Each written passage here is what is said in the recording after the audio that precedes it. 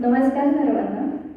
आज आपल्याला माझी बहिणी ठाण्याच्या सौ मृणाल राजीव मेंदळे पाहुण्या म्हणून लाभलेले आहेत. आज त्या गीताभ्यास एक समृद्ध करणारा अनुभव याविषयी त्यांचे विचार आपल्या सगळ्यांबरोबर शेअर करणार आहेत. बॉटनी विषय घेऊन त्यांनी BSc पदवी संपादन केलेली आहे आणि पुढे लग्नानंतर मराठी विषय घेऊन पदव्युत्तर शिक्षण घेतलं आहे. मुळात सायन्सची पदवीधर असल्याने बरीच वर्ष त्यांनी 8वी 9वी 10वीच्या विद्यार्थ्यांचे मॅथ्स आणि सायन्स या विषयांचे क्लासेस घेतलेले आहेत. 2018 मध्ये त्यांच्या घराजवळच गीता धर्म मंडळ पुणे यांचे गीता संथ वर्ग सुरू झाले. ते त्यांनी जॉईन केले.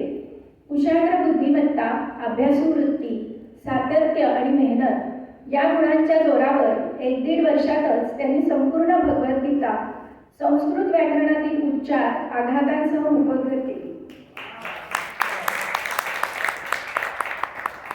शृंगेरीच्या शंकराचार्यांकडून भेटवस्तू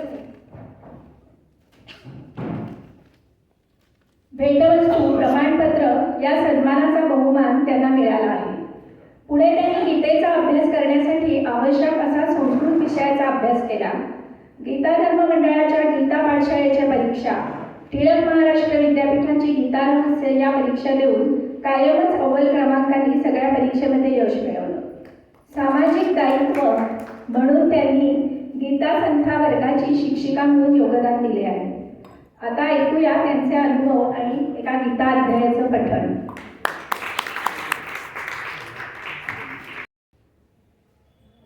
सर्वांना मनपूर्वक नमस्कार वंदन करून एक श्लोक म्हणते, योगेश्वराचं स्मरण करते, मग गीतेच्या 8व्या अध्यायाचं पठण करते आणि मग गीताभ्यासाने मला कसं समृद्ध केलं ह्याविषयी माझे अनुभव किंवा माझे विचार तुमच्यापर्यंत पोहोचवतो. नारायण नमस्कृत्य नरं चैव नरोत्तमं देवीं सरस्वतीं व्यासं ततो जयमुदीरयेत्. ओम श्री परमात्मने नमः. अथ अष्टमोऽध्यायः. अर्जुन उवाच किं तत् ब्रह्म किमध्यात्मं किं कर्म पुरुषोत्तम अधिभूतं च किं प्रोक्तमधिदैवं किमुच्यते अधियज्ञः कथं कोऽत्र देहेऽस्मिन् मधुसूदन प्रयाणकाले च कथं ज्ञेयोऽसि नियतात्मभिः. श्रीभगवानुवाच अक्षरं ब्रह्म परमं स्वभावोऽध्यात्ममुच्यते भूतभावोद्भवकरो विसर्गः कर्म संज्ञितः अधिभूतं क्षरो भावः पुरुषश्चाधिदैवतम् अधियज्ञोऽहमेवात्र देहे देहभृतां वर अन्तकाले च मामेव स्मरन् मुक्त्वा कलेवरं यः प्रयाति स मद्भावैः स याति परमां गतिम्. अन्तकाले च मामेव स्मरन् मुक्त्वा कलेवरं यः प्रयाति स मद्भावैः याति नास्त्यत्र संशयः. यं वापि स्मरन् भावं त्यजत्यन्ते कलेवरं तन्तमेवैति कौन्तेय सदा तद्भावभावितः. तस्मात् सर्वेषु कालेषु मामनुस्मरयुध्य च मय्यर्पितमनो बुद्धिर्मामे वैश्यस्य संशयम्. अभ्यासयोगयुक्तेन चेतसा नान्यकामिना परमं पुरुषं दिव्यं याति पार्थानुचिन्तयन्. कविं पुराणमनुशासितारमणोरणीयां समनुस्मरेद्यः सर्वस्य धातारमचिन्त्य रूपमादित्यवर्णन्तं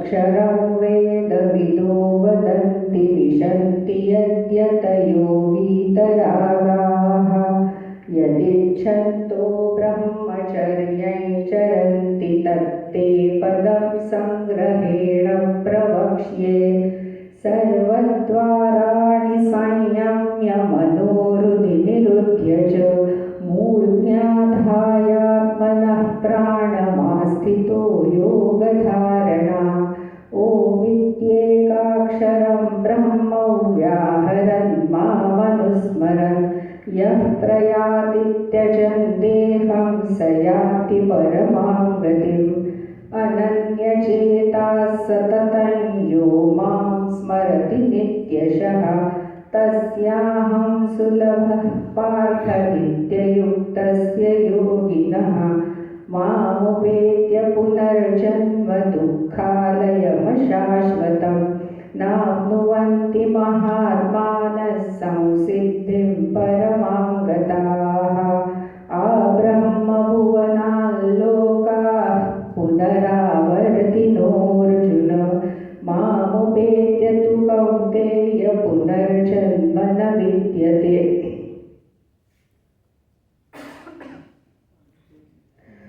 सहस्रयुगपर्यन्तमहर्यद्ब्रह्मणो विदुः रात्रिं युगसहस्रान्तान्ते होरात्रविदो जनाः अव्यक्ताद्व्यक्तयः सर्वाः प्रभवन्त्यः रागमे रात्र्यागमे प्रलीयन्ते तत्रैवाव्यक्तसंज्ञके भूतग्रामस्य एवायं भूत्वा भूत्वा प्रलीयते रात्र्यागमे वशः पार्थ प्रभवत्यः रागमे परस्तस्मात्तु भावोऽन्यो व्यक्तो व्यक्तात् सनातनः यस्य सर्वेषु भूतेषु नश्यत्सु न विनश्यति अव्यक्तोऽक्षर इत्युक्तस्तमाहुः परमां गतिम्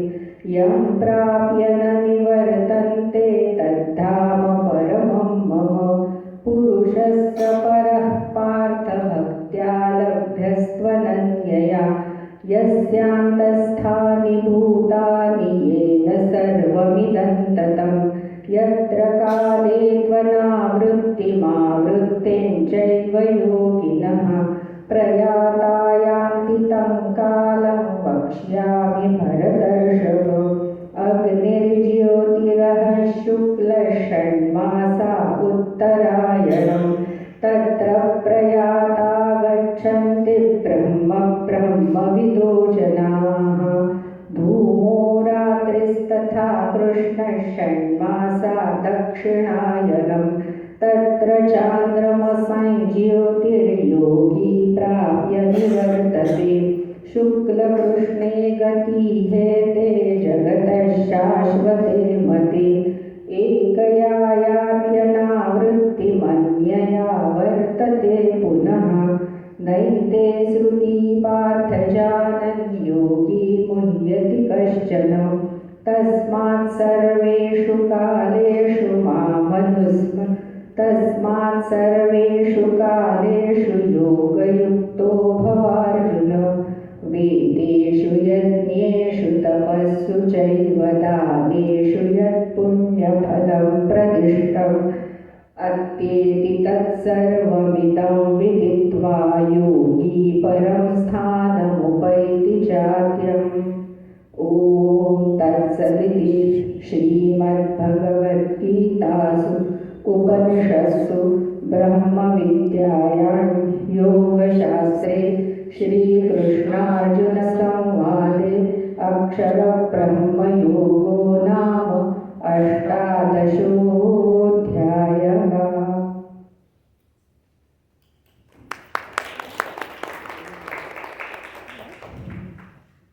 गीता कंठस्थ आणि शृंगेरीचं पुरस्कार घेऊन आल्यानंतर सुद्धा जर सराव नसेल काही मला खंड पडला तर अशी छोटीशी चूक होऊ शकते, कारण गीतेमध्ये खूप श्लोक असे सारखे शब्द असणारे आहेत, त्यामुळे जरा तुमचं लक्ष विचलित झालं की ते दुसरीकडे जाऊ शकतं. ही चूक माझ्याकडून झाली, त्याबद्दल क्षमा. इथे आल्यानंतर किंवा यायचं ठरल्यानंतर मला थोडंसं दडपण आलं, कारण तुम्ही सगळेच वयाने आणि अनुभवाने ज्ञानाने सुद्धा माझ्यापेक्षा मोठे आहात, ज्येष्ठ आहात. पण त्यांच्यासमोर मी गीतेवरती बोलावा असा माझा अधिकार खरं म्हणजे नाही. पण गीताभ्यासाने माझ्यात काय बदल झाला हा जर मी कोणापर्यंत पोहोचवू शकले तर तुमच्यामार्फत तो तुमच्या घरातल्या लोकांपर्यंत जाईल. आणि या गीताभ्यास करण्यासाठी गीतेमध्ये काय सांगितलं हे जाणून घेण्यासाठी तुमच्या घरातली पुढची पिढी कदाचित तयार होईल, त्या अभ्यासाकडे वळेल. एवढ्याच उद्देशाने मी इथे यायचं आणि बोलायचं असं कबूल केलं. जो काय मोडका तोडका अभ्यास माझा झाला आहे त्याच्या आधारे शुभदाने सांगितलं तसं जून 18 आमच्या घराजवळच गीतालय मंडळाचं बॅनर मी वाचला की भगवद्गीताचा संथा वर्ग सुरू होतोय. शाळेत असताना आमच्या संस्कृतच्या शिक्षिकांनी आम्हाला 3 अध्याय शिकवलेले होते म्हणायला, त्यामुळे थोडीशी मी गीतेशी तेव्हा जोडलेली होते. पण नंतर अजिबातच काही पठण किंवा त्याचं काही उच्चारण झालेलं नव्हतं. पण संथा घ्यायला जेव्हा सुरुवात केली तेव्हा कदाचित तो अनुभव कुठेतरी माझ्यात रुजलेला होता आणि त्यामुळे संथेप्रमाणे श्लोक म्हणणं मला सहज जमत गेलं. पूर्ण संथा होत असताना आमच्या 1 अध्यायाची किंवा 2 अध्याय आणि 3 अध्याय अशी टप्प्याटप्प्याने पाठांतर परीक्षा होत होती. त्या परीक्षेमध्ये मी सहभाग घेतला आणि त्यामुळे मला असं कळलं की आपले 6 अध्याय पाठ झाले आहेत, म्हणजे आपण पाठांतर करू शकतो. आणि म्हणून मी गीता कंठस्थ करण्याचा विचार केला. म्हणजे माझी संथा जून 19 पूर्ण झाली. पण नंतर कोविडच्या काळामुळे 2 वर्षाचा खंड पडला, कुठलीच परीक्षा होऊ शकली नाही. आणि म्हणून मार्च 2022 माझी कंठस्थ परीक्षा पार झाली. ती परीक्षा चालू असतानाच जेव्हा आम्ही संथा घेत होतो तेव्हा आम्हाला थोडासा अर्थ कालानुरूप सांगितला जात होता. त्यामुळे गीतेच्या सगळ्या अध्यायांमध्ये थोडं काय सांगितलं हे थोडक्यात मला कळलेलं होतं. आणि म्हणून त्याची गोडी वाटली आणि आपण ह्याच्यात थोडासा अधिक अभ्यास करावा असं वाटलं. आणि म्हणून मी कंठस्थबरोबरच गीता पाठशाळेची तयारीही सुरुवात केली. गीता पाठशाळेमध्ये प्रत्येक अध्यायाची परीक्षा असते. प्रत्येक वर्षी 6 अध्याय, अशी 3 वर्ष 18 अध्यायांची परीक्षा. आणि मग सगळ्या प्रत्येक टप्प्यावरती 1 ते 6, 7 ते 12 आणि 13 ते 18 अशा अध्यायांची एकत्रित परीक्षा होते. ती परीक्षाही मी उत्तीर्ण केली. आणि मग माझ्या ज्या शिक्षिका होत्या शुभांगीताई, त्यांनी मला सांगितलं की तुम्ही संथा व्यवस्थित झाली आहे तुमची, तर तुम्ही माझ्याबरोबर वर्गाला या. संथा वर्ग कसा घ्यायचा ह्याचीही संथा मी त्यांच्याकडून घेतली. मग शृंगेरीचा टप्पा झाला आणि मग शृंगेरीहून आल्यानंतर मी स्वतंत्रपणे 2 वर्ष संथा वर्ग घेतले. आणि संथा वर्गाची छात्र ते संथा वर्गाची शिक्षिका असा हा माझा प्रवास झाला. ह्या प्रवासामध्ये मला खूप काही मिळालं. हा वरवर दिसणारा प्रवास आहे किंवा सगळीकडे यश मिळत गेलं असं झालं, माझी गीता पाठ झाली. तर ह्या सगळ्या अनुभवात नंतर मला असं जाणवायला लागलं किंवा असं पाठांतर करते. आधी 700 श्लोक पाठ झाले, गीता पाठ झाली म्हटल्यावर सगळ्यांना खूप आश्चर्य वाटतं. आणि मला आपल्याला हेच वाटतं की आपण काहीतरी खूप मोठं काम केलं आहे की आपली 700 श्लोक पाठ झाले गीते, असं आपल्याला कुठेतरी मनात येतो, जरी आपण गीतेच्या अभ्यासाकडे वळलेलो असलो तरी. आणि मग हे पाठांतर काही जणांचं म्हणणं असं काय नुसतं पाठ करून होणार, पोपटपंची होते, आपण नुसतेच अध्याय म्हणत राहतो, त्याच्यातनं आपल्याला काय मिळणार, असे सगळे विचार मतांतर असतात. पण जेव्हा हे 700 श्लोक आपण पाठ करतो, आता लयबद्ध पद्धतीने आपण हे म्हणतो, आपण त्यासाठी 8व्या अध्यायाचं पठण आपण केलं, तर ती जी लयबद्धता आहे आणि ती श्लोक जो आहे 16 अक्षरांचा श्लोक जेव्हा आपण सलग म्हणतो आणि असे सलग 1, 2, 3 अध्याय आपण जेव्हा म्हणतो तेव्हा नकळत तुमचा प्राणायाम होतो. आणि त्या सगळ्या प्राणायामामुळे किंवा त्या श्वासोच्छ्वासावर तुमचं नियंत्रण येतं आणि त्यामुळे तुम्हाला खूप शारीरिक फायदे होतात. तुमचा उत्साह टिकून राहतो, ऊर्जा तुम्हाला मिळत जाते त्यातनं. माझ्याबरोबर एक 75 वर्षाच्या आमच्या वर्गामध्ये छात्रा होत्या. त्यांनी जेव्हा ही गीता पाठ केली कंठस्थ आणि शृंगेरीला, त्या माझ्याबरोबरच होत्या. त्यांची थायरॉईडची गोळीसुद्धा बंद झाली, इतका त्या पठणाचा परिणाम त्यांच्यावरती झाला. त्यामुळे मग म्हटलं ठीक आहे, बाकी काय नाही तर आपल्याला शारीरिक फायदे तर आधी होत आहेत, त्याचाही आपण लाभ घेऊया. आणि मग नंतर त्याच्या थोडं त्याच्यामध्ये काय सांगितलं हे कळत गेल्यामुळे त्या अभ्यासाची गोडी त्या पाठांतरामुळे खरं म्हणजे लागली. कारण ती लयबद्धता जी आहे ना ती म्हणताना ते अध्याय म्हणताना खूप आनंद आपल्याला होतो आणि यातून खूप समाधान आणि तृप्ती अनुभवता येते. आणि म्हणून हे पाठांतर करणं गरजेचं आहे का, तर हो, माझ्या दृष्टीने गरजेचं आहे. कारण मग तुम्हाला जेव्हा तुम्ही अभ्यास करता तेव्हा हे पाठ केलेले श्लोक तुम्हाला मदतीला येतात आणि मग एका अध्यायातून दुसऱ्या अध्यायात किंवा ह्या अध्यायातला विषय दुसऱ्या अध्यायात येतो तेव्हा तुम्हाला त्याला सहज कनेक्ट करू शकतो आपण की हा नाही, हां इथे असं सांगितलं. पाठांतराचा पुढच्या अभ्यासासाठी असाही फायदा होतो आणि शारीरिक फायदे तर होतातच. कुठलंही यश मिळालं की आपण पटकन असं म्हणतो की हां, म्हणजे मी जसं म्हटलं की मी सगळ्यांनी मला 700 श्लोक पाठ झाले याच्याबद्दल जेव्हा आश्चर्य वाटलं तेव्हा कुठेतरी मला हे वाटलं हां, मी गीता पाठ केली असं मला वाटायला लागलं. पण मग नंतर असा विचार केला, एवढे जण संथा घेतात, एवढ्या जणांनी संथा घेतली, पण सगळ्यांचं पाठांतर नाही झालंय. मी प्रयत्न पाठांतरासाठी केले, मेहनत घेतली, पण ही गीता मी नाही पाठ केली आहे, ही गीता माझ्याकडून पाठ झाली आहे. आणि त्याच्यासाठी जी अनुकूलता असेल, मग ती बुद्धीची असेल, शारीरिक क्षमतेची असेल किंवा इतर घरातल्यांची अनुकूलता असेल, ही सगळी अनुकूल परिस्थिती मला मिळाली, ही योगेश्वराची कृपा होती आणि त्यामुळे माझी गीता पाठ होऊ शकली. हा भाव माझ्या मनात त्याच्यानंतर रुजला. मी केलं असं म्हणायची आपल्याला सवय असते, पण तो मीपणा आपल्याला सोडायचा आहे. प्रत्येक गोष्ट ही माझ्यामुळेच होते असं नाही. हा विचार मनात घर करणं हे खूप अवघड गोष्ट आहे, पण निदान तो विचार या निमित्ताने माझ्या मनात रुजला. आणि नंतर जेव्हा काय आपण चांगलं करतो तेव्हा हे मी नाही केलंय, कोणीतरी माझ्याकडनं करून घेतलंय, हा विचार कुठेतरी बॅक ऑफ द माइंड असतो. आणि मग त्यामुळे कुठल्याही गोष्टीला, कुठल्याही परिस्थितीला पटकन तोंड देताना आपल्याला नैराश्य, जसं या म्हणलं तसं नैराश्य येत नाही. आपण कायमच स्वीकाराच्या मोडमध्ये जातो की जे काय येईल समोर ते मला स्वीकारायचं आहे, ते माझं आहे, मला ते स्वीकारायचं आहे. ही मनोभूमिका हळूहळू या अभ्यासातून तयार होते. दुसरा असा एक विचार मनात आला की मी समृद्ध करणारा अनुभव असं का म्हटलं त्याला, पहिल्यापासूनच मी म्हणत आले तसं का, तरी 5000 वर्षापूर्वी सांगितलेली गीता आहे की आजही या काळात आपल्यापर्यंत आलेली आहे, आपल्याला त्याचा उपयोग होतो आहे. म्हणजेच ही एका पिढीकडून दुसऱ्या पिढीकडे, एका व्यक्तीकडून अनेक व्यक्तींकडे हा ज्ञानाचा प्रवाह सतत वाहतो आहे. आणि तो कोणीतरी आत्मसात केला आहे, कोणीतरी ते जपून ठेवलं आहे, म्हणून ते मला आजही मिळालं आहे. त्यामुळे जेव्हा कुठलीही गोष्ट अशी मला समाजाकडून मिळते तेव्हा गीता धर्ममंडळ ह्याच्यासाठी कारणीभूत झालं. गेले कित्येक वर्ष गीता मंडळाचे संथावर्ग सातत्याने चालू आहेत. तिथे निरपेक्ष निरलस वृत्तीने काम करणारे लोक आहेत आणि म्हणून ही गीता आपल्यापर्यंत व्यवस्थित, गीता तर आपल्याकडे छापील पद्धतीने येते, पण ही जेव्हा लयबद्ध पद्धतीने आणि शास्त्रशुद्ध पद्धतीने म्हणण्याची जी संथ आहे ती आपल्याला त्यांच्यामुळे मिळालेली आहे. असे अनेक समाजातले घटक आहेत, व्यक्ती आहेत की जे कोणी शिकत आलं आणि म्हणून मला ती शिकायला मिळाली. म्हणून मग शृंगेरीहून आल्यावरती की जे मला मिळालं त्याचा काही भाग तरी मी समाजाला परत दिला पाहिजे, हे समाजावर दायित्व आहे, समाजाचं ऋण आहे. ते काही अंशी फेडण्यासाठी मी शिक्षिका म्हणून संथा देण्याचं ठरवलं. 2 वर्ष मी त्याप्रमाणे ती संथा दिली. काही घरगुती अडचणींमुळे मी ह्या वर्षी नाही ती संथा वर्ग घेऊ शकले.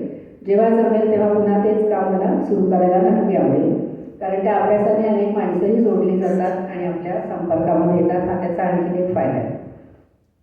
हा सगळा अभ्यास करताना काही संकल्पना ज्या नुसत्या आपण ऐकलेल्या असतात आपल्या वाङ्मयातून, तत्त्वज्ञानातून, परंपरांमधून, पण त्या आपल्याला उलगडत नाहीत तेव्हा किंवा त्या पटत नाही. पण त्या संकल्पनांचा चांगल्या प्रकारे उलगडा या अभ्यासातून झाला. तशी एक स्वधर्म की जो गीतेमध्ये वारंवार हा शब्द येतो, श्रेयान स्वधर्मो विगुणः परधर्मात् स्वनुष्ठितात् स्वधर्मे निधनं श्रेय परधर्मो भयावहा. म्हणजे दुसऱ्याचा धर्म कितीही चांगला वाटला तरी आपण तो आचरायला जायचं नाही. जो माझा धर्म आहे त्याच्यात मरण आलं तरी चालेल, पण मी तोच पाळायचा आहे.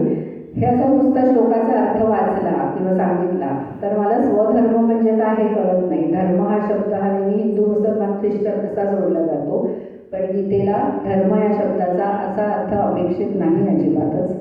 स्वधर्म याचा अर्थ स्वकर्तव्य, माझ्या वाट्याला जे कर्तव्य आहे, मग मी ज्या परिस्थितीत, ज्या देशामध्ये, ज्या माणसांमध्ये मी जन्म घेतला आहे त्या सगळ्यांमुळे माझ्यावर काही दायित्व आलेलं आहे आणि ते दायित्व हे निभावणं हे माझं स्वकर्तव्य आहे. मग ते स्वकर्तव्य मला करायचं आहे. त्याच्याबद्दल तक्रार नको, हे माझ्याच वाट्याला का असंही नको, किंवा मला खूप चांगलं काही मिळालं आहे तर त्याचं श्रेय माझं आहे की मला हे खूप छान मिळालं आहे असाही भाव नको. अशा पद्धतीने तो स्वधर्म किंवा स्वकर्तव्य मला स्वीकारायचं आहे. विनोबांनी ह्याला खूप एक छान उपमा दिली आहे. विनोबाजींची गीता प्रवचनं ही खूप मार्गदर्शक आहेत. सोप्या पद्धतीने आपल्याला गीतेचा अर्थ त्यांच्या प्रवचनांमधून उलगडतो. त्यांनी असं म्हटलं की जशी आपली आई ही आपल्या जन्माच्या आधीच निश्चित झालेली असते, ती मला निवडायची नसते, तसा जन्माबरोबरच माझा स्वधर्म निश्चित झालेला आहे, तो मला निवडायचा नाही आहे, फक्त मला तो ओळखायचा आहे. आणि मग तो मला ओळखता आला तर मी तो स्वधर्म चांगल्या पद्धतीने निभावू शकते. आणि हा धर्म हा बदलत राहतो, कारण माझी भूमिका बदलत राहते. मी विद्यार्थी असताना माझा धर्म वेगळा आहे, मी गृहिणी आहे, मी शिक्षिका आहे, मी कुठल्या तरी संस्थेचं काम करते आहे. अशा सगळ्या वाटचालीमध्ये माझा धर्म सतत बदलत राहतो, पण मला हे माझं स्वकर्तव्य आहे आणि तेच मला पार पाडायचं आहे. कारण हा स्वधर्म कोणाचाही छोटा किंवा मोठा नसतो, तो स्वतःच्या बेताचा असतो. त्यामुळे तो मला जो गरजा माझ्या जेवढ्या क्षमता आहेत तेवढ्यानेच मला ते दिलेलं आहे त्याने, मला तेच मला पार पाडायचं आहे. म्हणून मी छोटी आहे असंही कधी म्हणायचं नाही आणि मी खूप मोठी आहे असंही कधी म्हणायचं नाही. जे माझं आहे ते माझं आहे. हे सगळं थोडं थोडं हळूहळू पटत गेलं. कारण आता जसं म्हणतो गृहिणी असेल तर मी जेव्हा ग्रॅज्युएट झाले तेव्हा जनरली मुली करिअर आणि नोकरी हा एक ट्रेंड झालेला होता तेव्हापासून. पण माझ्या वडिलांचंही मत होतं आणि मिस्टरांचंही मत होतं की घराला गृहिणी पाहिजे, तीच घराला घरपण देते. त्यामुळे मी कधीच नोकरीचा विचार केला नाही. म्हणून कधी जर मैत्रिणींनी त्यांच्या ऑफिसच्या कामामध्ये प्रमोशन मिळालं, इतर काही यश मिळालं की कधीतरी त्या वयात खंत असेल की आपण फक्त घरच सांभाळतोय, आपण असं काही अचिव्हमेंट आपल्याकडे काही नाही, अशी कधीतरी जर खंत तेव्हा वाटली असेल तर ती खंत या सगळ्या ह्याच्यात निघून गेली की आपण खूप मोठी जबाबदारी आपल्यावर होती एक घर सांभाळायची आणि ती आपण आपल्याला जमेल तशी पार पाडली. म्हणून अशा सगळ्या ज्या काही खंता आपल्याला जे निसटलं आपल्या हातून त्याच्या वाटत राहतात, त्या सगळ्या खंता आपोआप दूर होतात की नाही हे माझंच होतं आणि मी ते केलं. विनोबाने त्याला एक छान उदाहरण दिलं आहे की मासा आहे तर तो पाण्यातच जगतो. दूध कितीही चांगलं असलं तरी तुम्ही पाण्यातून जर त्याला दुधात टाकलं तर तो मरेल, तो जगणार नाही. पाण्यात राहूनच मासा स्वतःचा विकास करून घेऊ शकतो. तसं जर का मला माझं जे कर्तव्य माझ्या वाट्याला आलेलं आहे त्याच्यात राहूनच मला माझा विकास करायचा आहे. त्यामुळे माझा स्वधर्म ओळखून तोच मला आचरायचा आहे. मग तो साहजिकच मगाशी म्हटलं तसं देश, काळ, परिस्थिती आणि वर्ण यानुसार ठरतो. चातुर्वर्ण्यम मया सृष्टम गुणकर्म विभागशः असं भगवंतांनी म्हटलं आहे. म्हणजे त्रिगुण आणि त्या गुणांच्या आधारे तुमचं कर्म ठरतं. ब्राह्मण, क्षत्रिय, वैश्य आणि शूद्र हे 4 वर्ण आहेत. त्या वर्णांचे काही गुण आहेत आणि त्या गुणानुसार त्या वर्णाचं कर्म ठरतं. त्यामुळे जे माझ्यामध्ये आलेले गुण आहेत ते मी ओळखायचे. माझ्या क्षमता थोडक्यात आता आधुनिक भाषेत आपण त्याला माझ्या स्ट्रेंथ्स आणि माझे विकनेसेस मला कळतात आणि त्यानुसार मी कार्यालयात कोणाकडून काम नाही मी करून घेऊ शकत, पण मी स्वतः काम करू शकते किंवा जे काही असेल ते ओळखायचा स्वधर्म आणि तो आपण मनापासून आचरायचा. आपण जेव्हा गृहिणी असतो, शिरा आपण रोजच करत असतो बऱ्याचदा, पण जेव्हा सत्यनारायणाचा प्रसाद म्हणून तोच शिरा तेच सगळे इन्ग्रेडियंट्स वापरून आपण करतो, पण प्रसादाची चव वेगळी असते नेहमीच्या शिऱ्यापेक्षा. कारण आपण तो नैवेद्यासाठी केलेला असतो, सगळ्या उत्तम गोष्टी वापरलेल्या असतात आणि आपलं मनापासून केलेला असतो, म्हणजे आपला भाव त्याच्यामध्ये आपण ओतलेला असतो. मग आपलं जे स्वकर्तव्य आहे ते स्वकर्तव्य असंच ईश्वरार्पण भावनेने केलं तर ते प्रत्येक कर्म उत्तम होतं. म्हणून या स्वकर्म कुसुम ही ईश्वराला अर्पण करायचे असं ज्ञानेश्वरांनी म्हटलं. आणि म्हणून म्हणजे भगवद्गीतेत त्याला आधार दिला, यत् करोषि यदश्नासी यत् जुहोषि तदासी यत् तपस्यसी कौंतेय तत् कुरुष्व मदर्पण. मग जर ते परमेश्वराला अर्पण करायचं आहे तर ते कर्म उत्तमच असायला पाहिजे. म्हणून मग माझं स्वकर्तव्य जे आहे ते मी उत्तम पद्धतीने करीन. हा विचार आपोआप मनात रुजला की मग आपल्याला एखादं संकट आलं, एखादं काही आपल्याला जे अनपेक्षित काही गोष्टींना आपल्याला मुरड करायला लागते. हा मला ट्रिपला जायचं होतं पण घरात कोणाचं तरी आजारपण आलं, मग आपली चिडचिड होत नाही. ठीक आहे, मला जायचं होतं ट्रिपला पण काही कारणाने मी नाही जाऊ शकत आहे, इट्स ओके, मी पुढच्या वेळेस जाईल. हे इतक्या शांतपणे आपल्याला स्वीकारता येतं, ही भावना एकदा मनामध्ये रुजली तर. मग हे तत्पुरुष व मदर्पणम हे भगवंतांनी सांगणं सोपं आहे, पण ते आपल्याला आचरायचं कसं आपण, ते आपल्यामध्ये कसं बिंबवायचं. त्यासाठी भगवंतांनी 17वा अध्याय सांगितला आहे, त्याच्यामध्ये असं क्रियायोग सांगितलं आहे. म्हणून मला ह्या सगळ्या गोष्टी खूप जवळच्या वाटल्या आपल्या, आणि मग त्याचा जेव्हा आपण विचार करत जातो तेव्हा आपलं अंतरंग बदलत जातं हळूहळू. या 17व्या अध्यायामध्ये आहार, यज्ञ, दान आणि तप याचे सात्विक, राजस आणि तामस असे 3 प्रकार, त्याचं सगळं विश्लेषण, त्याचं विवेचन भगवंतांनी केलं आहे. त्याचाही विनोबाजींनी लावलेला जो अर्थ आहे तो मला खूप आवडला. त्यांचं असं म्हणणं आहे की आपण 3 संस्था घेऊन जन्माला येतो, आपलं शरीर, समाज आणि सृष्टी. तर ह्या 3ही संस्थांची रोजच्या रोज झीज होत असते. आपलं शरीर थकतं, मनामध्ये किंवा बुद्धीमध्ये काही विकार किंवा दोष निर्माण होतात. मग हे कसे दूर करायचे, त्याच्यासाठी तप सांगितले. शरीराची शुद्धी तपाने होते. समाजामध्ये विषमता असते, अनेक गोष्टी आपण समाजाकडून आधीच घेतलेल्या असतात. मग त्या समाजाला आपल्याला परत यायचं आहे. जसं मी म्हटलं, मला कोणीतरी गीता शिकवली आणि म्हणजे मी ती कोणाला तरी शिकवायला पाहिजे. हे जे समाजाप्रतीचं आपलं ऋण आहे, ते ऋण परत फेडण्यासाठी आपण दान करतो. मग ते वेळेचं असेल, धनाचं असेल, एखाद्या कार्यामध्ये प्रत्यक्ष सहभागी होण्याचं असेल, असं कुठल्याही स्वरूपाचं असेल, त्या दानाने काही प्रमाणात समाजाची व्यवस्था परत लावली जाते किंवा त्याची विषमता काही अंशी दूर होते. सृष्टी तर रोजच शिजताना आपण बघत असतो. वनस्पती आपल्याला फळं फुलं देत असतात, पृथ्वी आपल्याला भरभरून देत असते. एक दाणा पेरला तर हजारो दाणे आपल्याला मिळत असतात. पण हे होत असताना जमिनीची झीज होते, पृथ्वीचा कस कमी होतो, आणि मग तो कस भरून काढण्यासाठी शेतकरी जशी मशागत करतो, तसे जे काही सृष्टीतले साठे आहेत किंवा ज्या गोष्टी आपण वापरतो सृष्टीतल्या, त्या वापरल्यामुळेही मलिन होतात. आणि मग जलसाठे असतील, जमीन असेल, ह्या सगळ्या गोष्टी सृष्टीतनं आपण ज्या घेतल्या त्याची शुद्धता करणं, शुद्धता राखणं, ह्याप्रती माझं जे कर्तव्य आहे तेही मला कळलं पाहिजे. आणि म्हणून यज्ञ, जे यज्ञ आपण वैदिक धर्मामध्ये जे सांगितलेले आहेत, यज्ञवेदी आहे, होमकुंड आहे, मग त्याच्यात आहुती देतोय, हा यज्ञ, हा कर्मकांड एक आहेच. पण माझं कर्तव्य जे आहे ते यज्ञ भावनेने करायचं आहे. म्हणजे मला त्यातनं काही मिळवायचं नाही आहे, मला फक्त द्यायचं आहे. आहुती स्वाहा करायची आहे माझ्यानुसार. त्यामुळे सृष्टीची जी झीज आहे ती भरून काढण्यासाठी यज्ञ आहे. आणि यज्ञ म्हणजे दुसरं तिसरं काहीही नाही, माझं स्वकर्तव्य, ते मला उत्तम पद्धतीने करायचं आहे. अशी यज्ञ संकल्पना गीतेतून मला समजली. आणि त्यामुळे मग आपली कुठली साधीशी गोष्ट असेल, पोळ्या करायचं काम असेल तरी सुद्धा मी ते मन लावून करीन, माझ्या पोळ्या चांगल्या होतील. असा प्रत्येक तुमचं मनच बदलत जातं, आणि त्यामुळे तुमच्या हातून घडणारी प्रत्येक गोष्टही उत्तम होते. उत्तमाचा ध्यास तुम्हाला आपोआप लागतो. ह्या सगळ्या गोष्टी करायच्या आहेत मला, पण त्याच्यासाठी साधन काय आहे माझ्याकडे? शरीर आहे. माझं शरीर आहे, ते शरीरमात्य खलु धर्म साधनम असं म्हटलं जातं. मग ते सुदृढ आणि निरोगी राहण्यासाठी मला आहार हवा. तो आहार तर मी रोजच घेत असते, दिवसातनं 3 वेळा तरी कमीत कमी घेत असते. मग हा आहार घ्यायचा असेल तर तो आहार सात्विक असेल. आपण त्याला हेल्दी असं म्हणतो, पण सात्विकतेमध्ये तामसिक आणि राजसिक म्हणजे कांदा लसूण सारख्या गोष्टी तमोगुण उत्पन्न करणाऱ्या त्या नकोच, हे आहेच. पण सात्विक आहारामध्ये योग्य वेळी, योग्य प्रमाणात, योग्य पद्धतीने शिजवलेला आणि मला जो योग्य आहे तो आहार मी घेणं, ही सात्विक आहाराची कल्पना आहे. म्हणजे मला जर पथ्य सांगितलं आहे तर गोड कितीही चांगला असला तरी मला जर का तो चालत नाही तर तो मी नाही घेणार आहे. म्हणजे माझ्यासाठी तो सात्विक आहार नाही, जर का मी गूळ घेतला तर. अशा पद्धतीने माझ्यासाठीचा जो सात्विक आहार आहे तो मला तसाच आहार मला घ्यायचा आहे. आणि म्हणून ह्या योग्य तो आहार शरीराला देऊन शरीराकडून ही सगळ्या प्रकारची तप आपल्याला घडवून घ्यायची.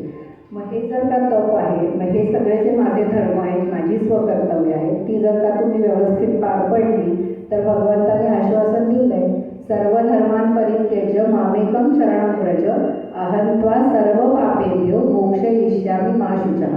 तू अजिबात चिंता करू नकोस. तू जर का तुझे सगळे धर्म सोडून म्हणजे ते योग्य पद्धतीने आचरून जर का माझीच भक्ती केलीस तर तू नक्कीच माझ्यापर्यंत येशील आणि मी तुला सर्व पापातून मुक्त करीन, असं स्पष्ट आश्वासन भगवंताने दिलंय. आपण 8वा अध्याय पठणासाठी निवडण्याचं कारण त्याच्यातली आणखीन एक संकल्पना मला खूप आवडली होती. आपण सगळे आजी आजोबा क्लबचे सदस्य आहात. आपण एका आयुष्याच्या वेगळ्या टप्प्यावर उभे आहोत की जिथे आपल्याला थोडासा का होईना पहिलं तीर खुणावायला लागलेला असतो. पण आपण आयुष्य भरभरून जगलेलो आहोत, व्यवस्थित जगलेलो आहोत.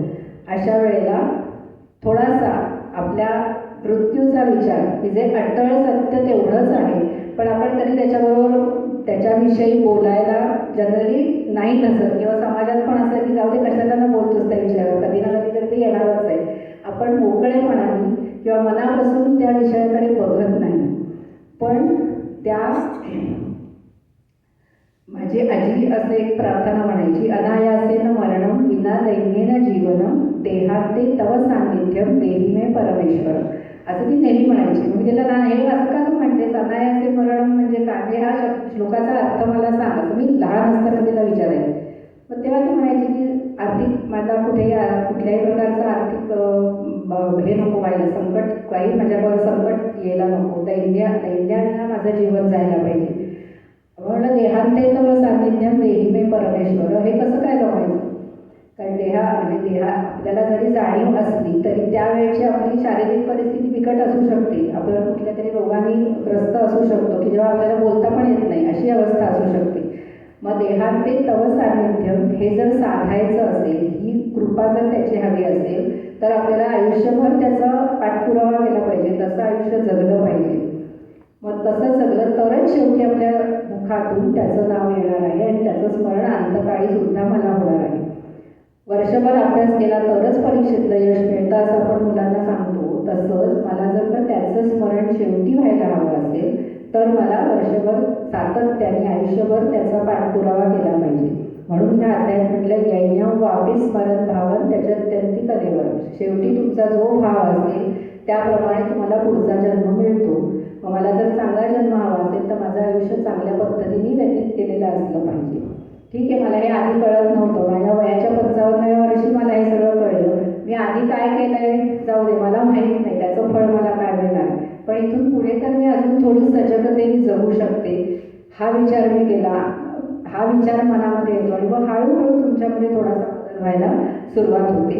म्हणून कर्तव्य करताना भगवंताने आपल्याला माहिती आहे, गीता अर्जुनाला सांगितले युद्ध प्रवृत्त करण्यासाठी, त्यामुळे त्याला सतत त्याने असंही सांगितलंय, तस्मात सर्वेषु कालेषु माम अनुस्मर युध्यच, माझं अनुसंधान ठेव पण तुझं काम करत राहा, कर्तव्यात कसूर नको, पण ते कर्तव्य करताना माझं अनुसंधान ठेव, तर तुला आपोआप तू योगयुक्त होशील. म्हणजे आपोआप तुमचा जे कर्मण्येवाधिकार असतेमध्ये सांगितलंय तसं कर्तृत्वाचा अभिमान नाही राहणार, मला काय फळ मिळणार आहे त्याच्यावरही माझं लक्ष राहणार नाही.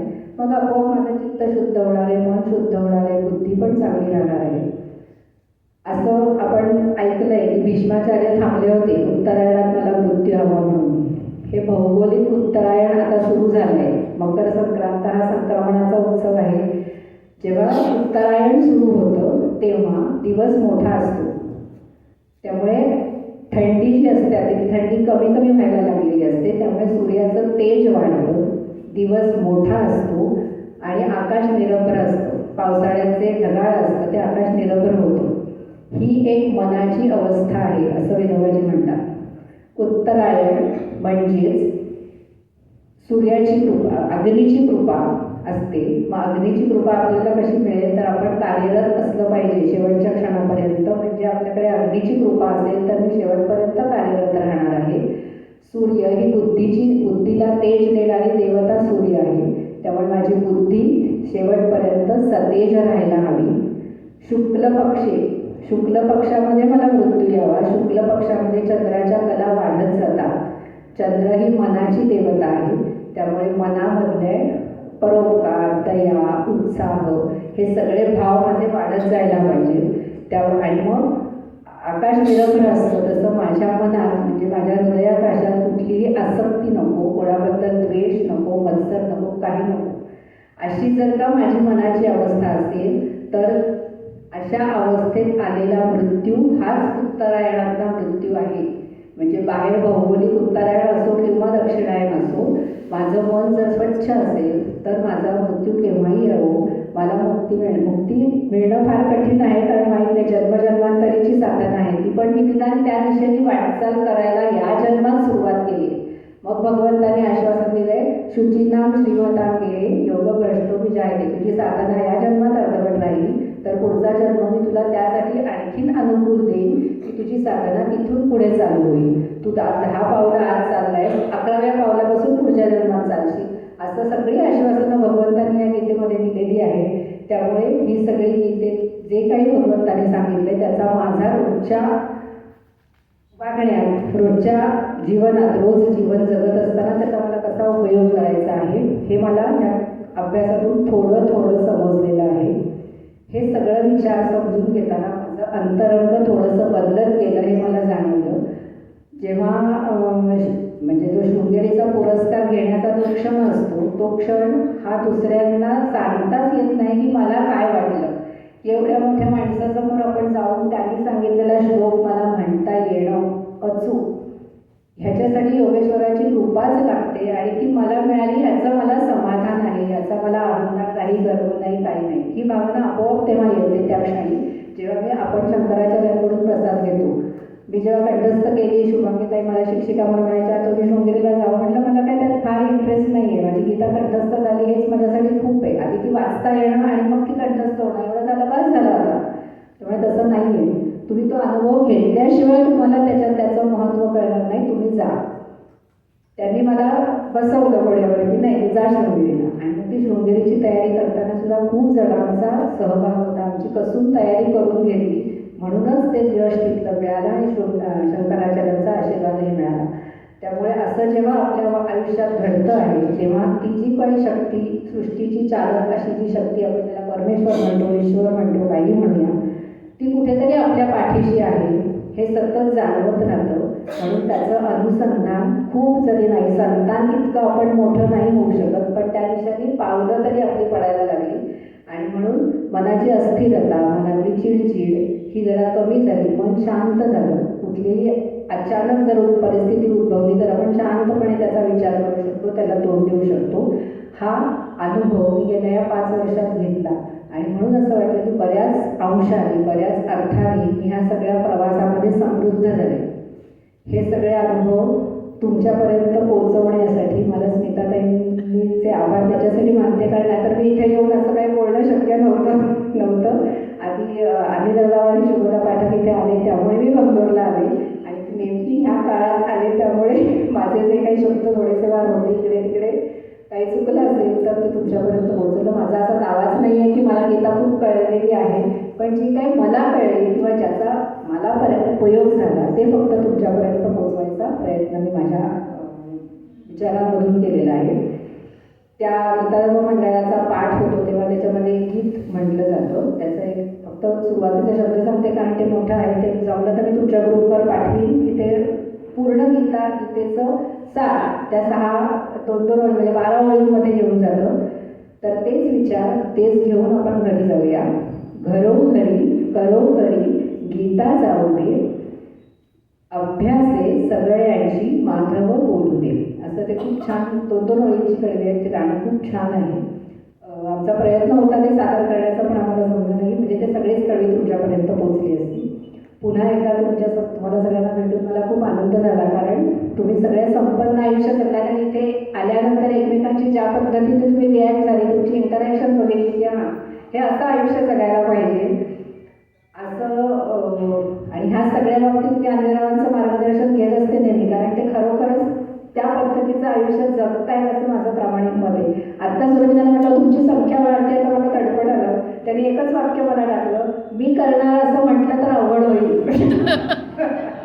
त्यामुळे असं छोटंसंच त्यांचं वाक्य मला खूप वेगळा दिशा देऊन जाते. त्यामुळे त्या सगळ्यांमुळे हा योग जवळून आला. मला तुम्हाला सगळ्यांना भेटून तुमच्याशी बोलून तुमचं एकमेकांशी बोलणं सुद्धा मला खूप आनंद आणि सुखावून दिलं गेलं. त्यामुळे पुन्हा एकदा धन्यवाद व्यक्त करते.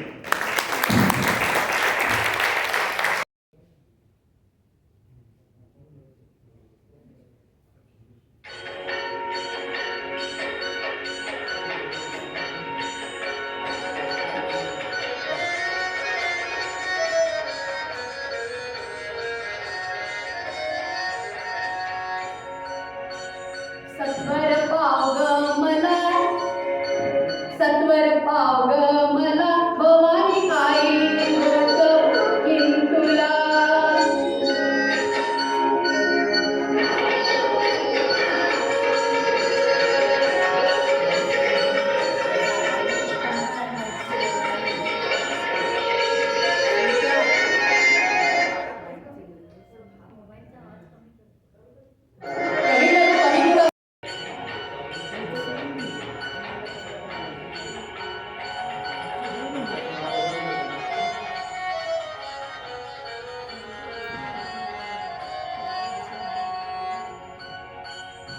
सत्वर पाव ग मला, सत्वर पाव ग मला भवानी आई रोडगा वाहीन तुला.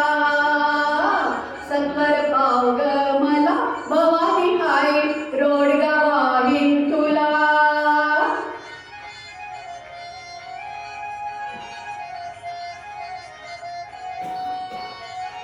सासरा माझा गावी गेला, सासरा माझा गावी गेला, तिकडच खपवी त्याला भवानी आई रोडगा वाहीन तुला.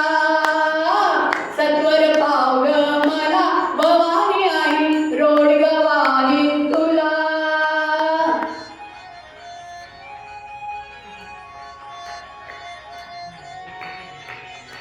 सासू माझी जाच करते, सासू माझी जाच करते, लवकर निर्दय तिला भवानी आई रोडगा वाहीन तुला. सत्वर पाव ग मला भवानी आई रोडगा वाहीन तुला.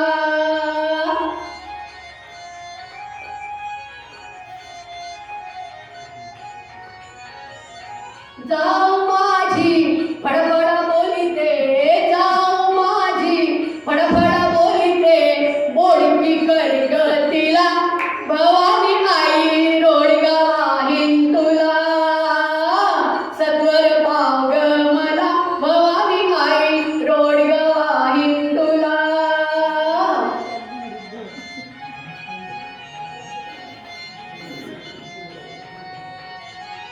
नंडेचं कार्ट किरकिर करत, नंडेचं कार्ट किरकिर करत, खरूज होऊ दे त्याला भवानी आई रोडगा वाहीन तुला. सत्वर पाव ग मला भवानी आई रोडगा वाहीन तुला.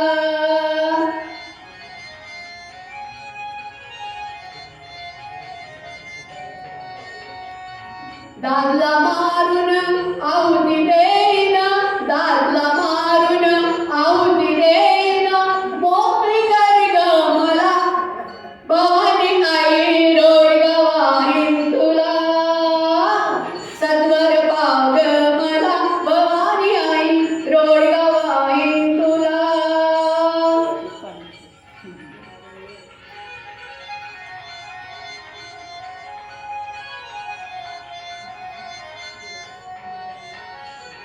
एका जनार्दनी सगळेच जाऊ दे, एका जनार्दनी सगळेच जाऊ दे, एकलीच राहू दे मला. ऐकलं का? एकलीच राहू दे मला भवानी आई रोडगा वाहीन तुला. सत्वर पाव ग मला भवानी आई रोडगा वाहीन तुला. सत्वर पाव ग मला भवानी आई रोडगा वाहीन तुला. सत्वर पाव ग मला भवानी आई रोडगा वाहीन तुला. सत्वर पाव ग मला भवानी आई रोडगा वाहीन तुला.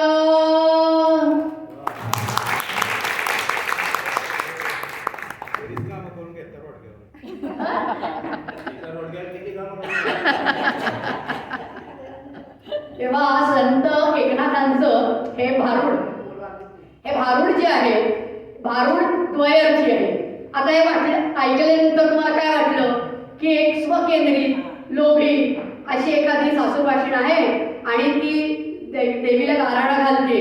काय सासूला जाऊ दे, सासऱ्याला मार, दीर जाऊ नणंद सगळ्याचा जाच होतोय, सगळ्याचा तिला जाच होतोय. पण विचार असा केला की हे तर भारूड आहे, भारूड आहे. की आता मी मगाशी म्हटलं तसं संत वाङ्मयाचा परिस्पर्श हा मानवाला झाल्याशिवाय आपलं जीवन मानवी होत नाही. तर हा आपल्याकडे महाराष्ट्रात तर संतांची मांदियाळी आहे हो. संतांनी गवळणी लिहिल्या, संतांनी विरहणी लिहिल्या, संतांनी अभंग लिहिले. त्यातलाच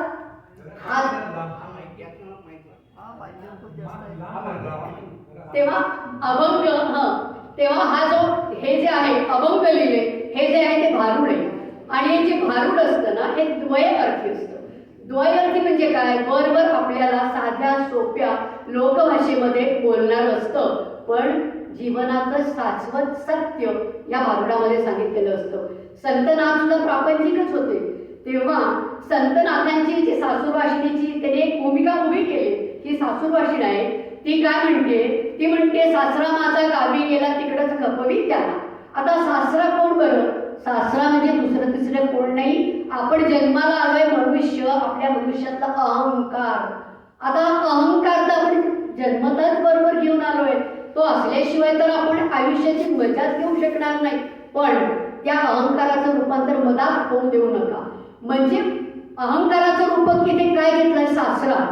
सासरा कसा असतो, पूर्वी कुटुंब एकत्र होतं, सासरा कर्तृत्ववान असतो, मोठा म्हणजे मोठेपणाची भावना सासऱ्यामध्ये असते. तसा आपल्या देहामध्ये सुद्धा महत्वाचा कोण आहे, अहंकार. या अहंकाराशिवाय तर आपण जग वेडच पडेल ना. तो हवा, पण तो मर्यादेपर्यंत हवा. मला आता असं जाणवलंय, या सासूबाईला असं जाणवलंय, माझ्यातला अहंकार बाहेर गेलाय, त्याला माझ्याकडे परत फिरकू देऊ नकोस. कारण तो मला ज्ञान प्राप्त करायचं आहे, मला अशी भक्ती मार्गाला मी लागली आहे, हा अहंकार दूर गेल्यामुळे. आणि म्हणून या अहंकाराला माझ्याकडे फिरकवून देऊ नको. म्हणून या सासऱ्याला काय कर, खपव. म्हणजे माझ्यातनं अहंकाराला घालव. थोडक्यात काय, माझ्यातनं या अहंकाराला दूर कर, कारण तो माझ्या भक्तीच्या आड येतोय. माझाच अहंकार आहे, फक्त रूपक दिलाय इथे त्यांनी. दुसरं म्हटलंय सासू माझी जाच करते. आता सासू काय करते, सासू म्हणजे आसक्ती, सासरा म्हणजे अहंकार. या सासऱ्याची बायको म्हणजे ती सासू, सासू म्हणजे आसक्ती. आता संसाराप्रती आसक्ती. सगळ्या सासवांना विचारा, सुना आल्या तरी संसारातली आसक्ती संपली का, प्रश्न आहे माझा.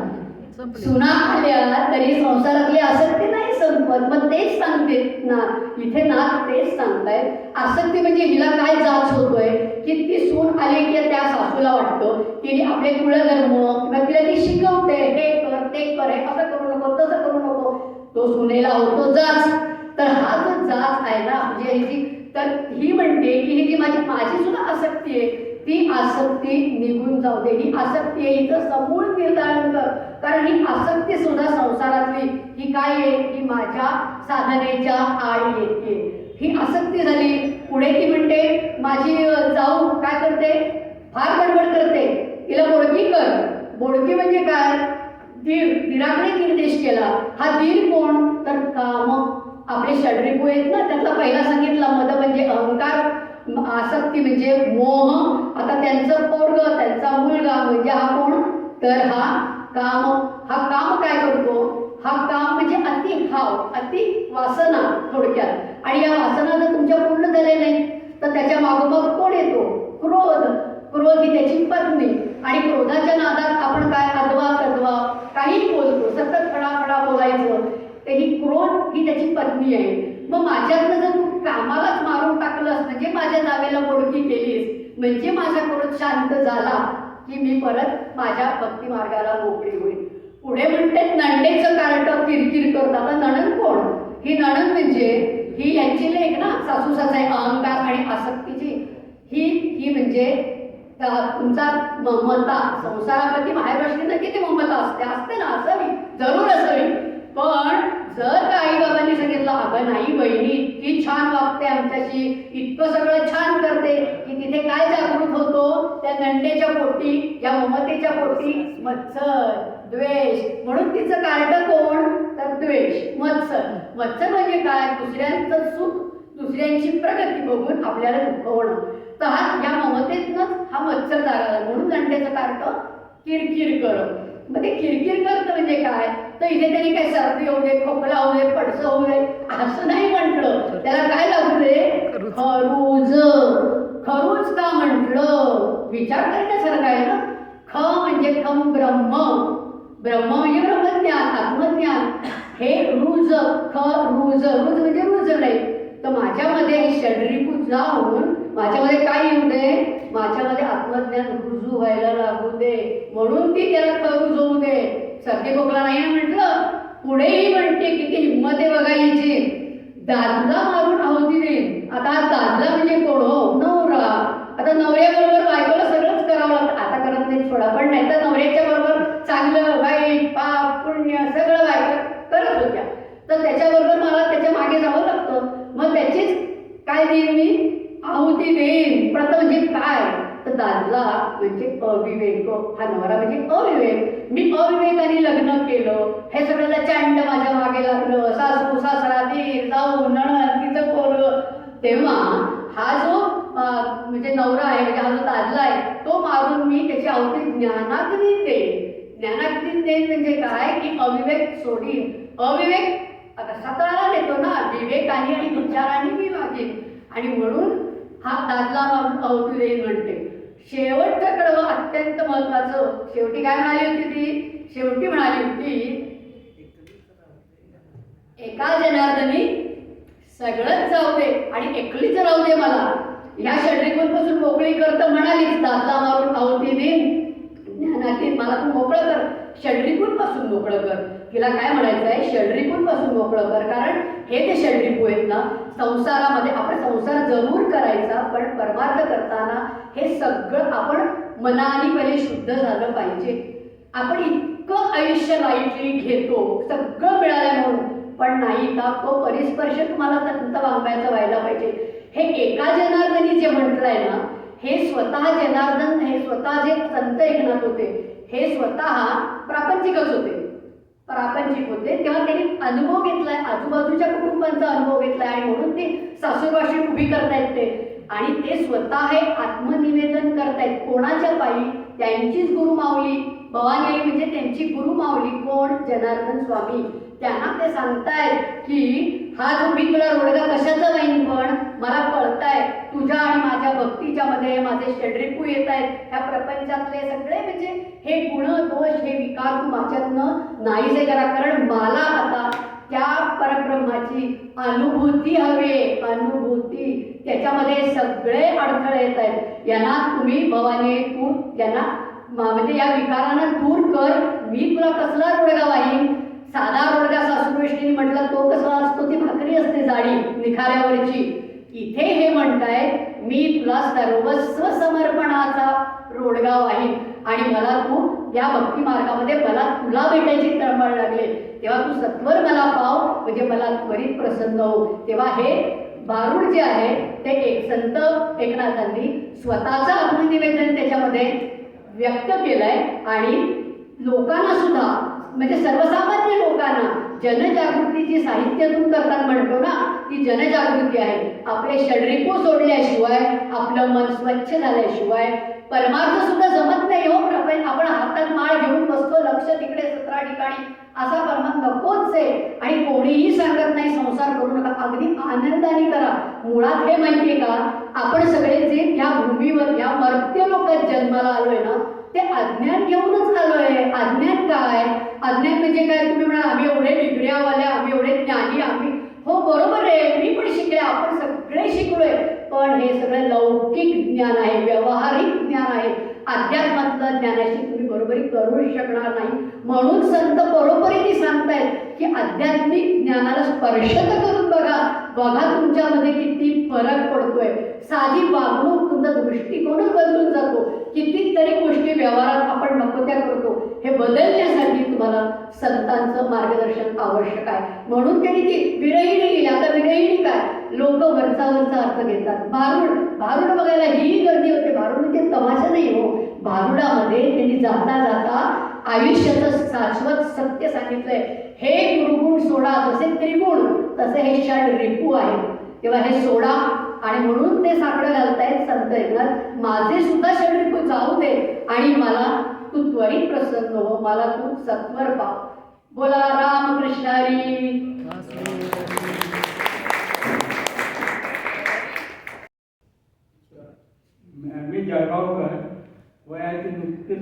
75व्या वर्षी पूर्ण केली मी. माझ्या अमृत महोत्सवात आजी आजोबा क्लबचा रौप्य महोत्सवही झाला, पण काही कारणामुळे मी हजर राहू शकलो नाही. नाचलो फक्त, पण हजर राहू शकलो नाही. पण मी माझ्याजवळ आजी आजोबाचा एक छुपा कॅमेरा असल्यामुळे मला हा रौप्य महोत्सव घर बसल्या माझ्या फॅमिलीसमोर एन्जॉय करता आला.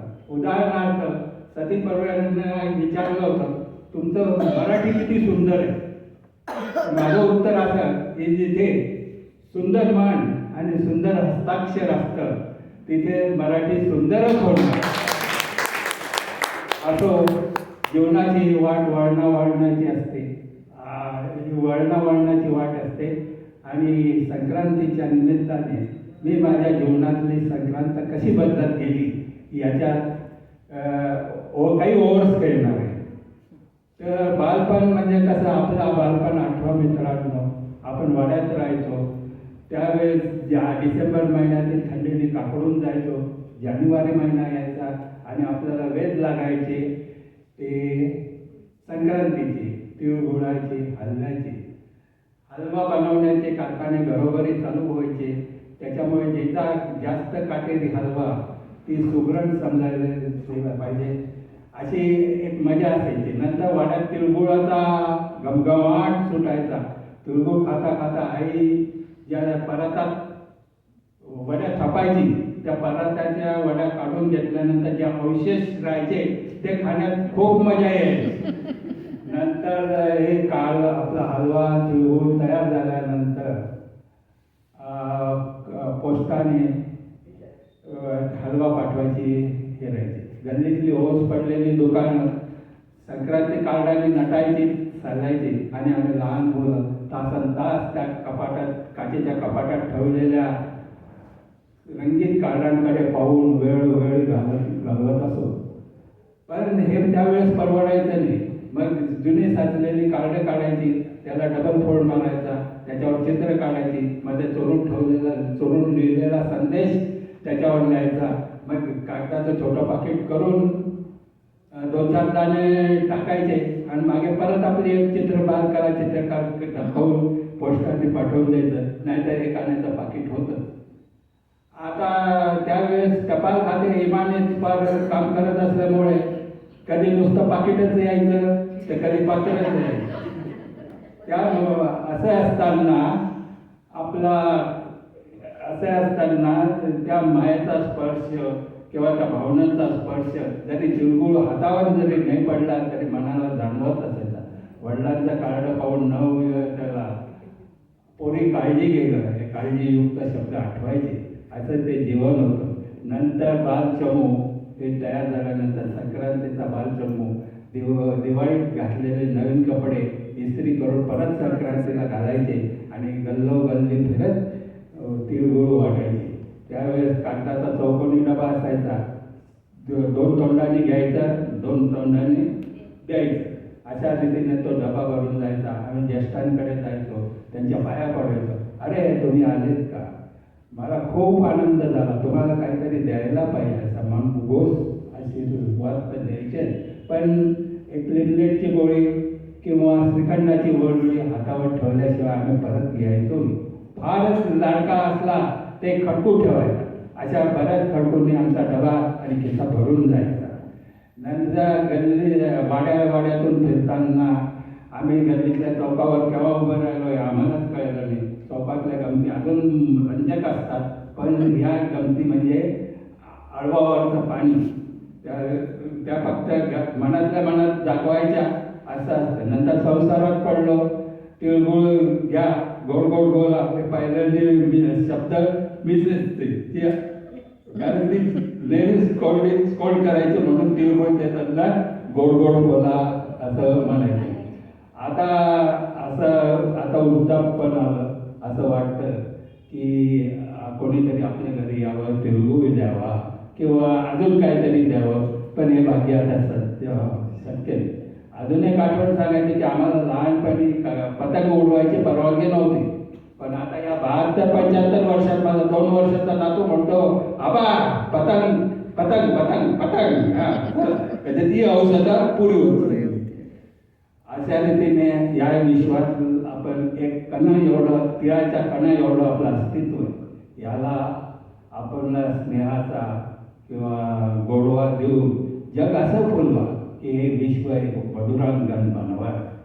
आज माझ्या या आनंद सरोवरात स्नान करणाऱ्या सर्व मित्रांना, राजहंसही मित्रांना हे उत्तरायण शुभ, मंगलदायी, आरोग्यमय जावो अशी मी प्रार्थना करतो व माझे 2 शब्द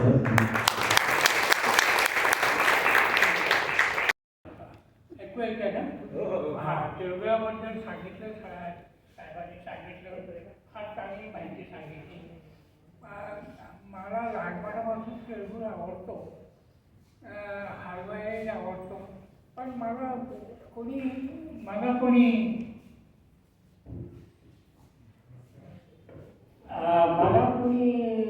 लहानपणी मी पाहिलं, नातेवाईक देखील कोणी मला तिळगुळच देत नव्हते. मी म्हणलं, संक्रांतीला तिळगुळ नाही, त्याला नको. आमची आई सांगायची की त्याला नको, तिळगुळ नका तिळगुळ नका. का तिळगुळ का नाही रे, तुला नाही सांगायचं. म्हणजे आम्ही तुम्ही खाऊ देलं? नाही तुला नाही. शेवटी काय म्हणले माहिती नाही, त्याला तिळगुळ नका देऊ, त्याला गुळाची चव नाही द्यायची. आई